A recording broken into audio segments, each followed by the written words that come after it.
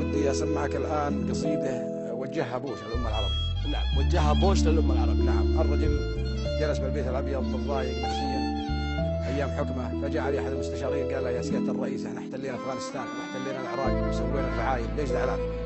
قال والله انا زعلان هالامه العربيه مو فاهمين علي. قال يا سيدي الرئيس بامكانك تسوي قصيده بالشعر النبطي وتوديها للامه العربيه، هذول الناس يحبوا الشعر والكلمه مؤثره. حلو.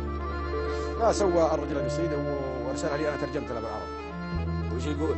يقول الكيف طاب واضحك الله سني ليه طاب الكيف وان ذاح واعداي، يباول هات من القزايز ودني ويرى مسفل تحضر لنا عازف الناي. الله اكبر. وعازف ربابه من الخليج المغني يقول العروبه كلها تتبع اخطاي.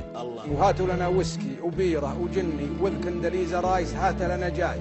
ايوه ودلايك هاف اشرب واغني وكل العرب تضرب وترقص على غناي. الله اكبر. واذا سال بيقول ولايات عني انا على الارهاب حربي ومبداي، من شرق باكستان دقيت بني في ديرة البشت وانا اليوم كرزاي، ابقارنا في كابلي يحوم مني امنت مفلاها بسيفي ويمناي، غصبا على المله عمر يرتعني والطالبان قصيتهم عنا قصاي، وبراف دين بقارنا يسرح عني وسيف العرب مسجون ما بيده الراي، صدام في سجني وراه يوني من معقب ما حول العرب كان حماي، جبناه بالدولار ما هو مني خلوه ربعه بين بايع وشراي.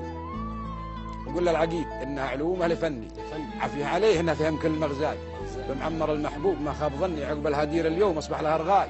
وقول لا الاسد يمشي بعقله وتأني ويتبع خطى معمر اذا وده رضاي، وابن العجم لا يحوج الا التعني واجب عليها اليوم يصغي لي يصغاي، والكوريا المنحوس لا يحس بني نسيت تهديده وصفعه بمقفاي، فلا يغرهن عندي تجني لابد من غزوه ولو طال مسراي، انا ولد بوشد واللي يعرفني كل الدول حطيتها تحت مطاي، كلها لعينه من غلاها فتني، وحبيبنا شارون سيدي ومولاي، يا كندليزه حبها قد سكني ولو نهايه حبها تقطع رشاي، طلاق من الحرمه اقولها وثني من يكره اسرائيل هو اكبر اعداي، حبيبه اسرائيل هي جزء مني ريحتها من شر جيش ابو عداي، وانا زعيم الارض والفن فني يقول وافعل واضرب الخصم بحذاي. الله اكبر. اقول وافعل واضرب الخصم بحذاي.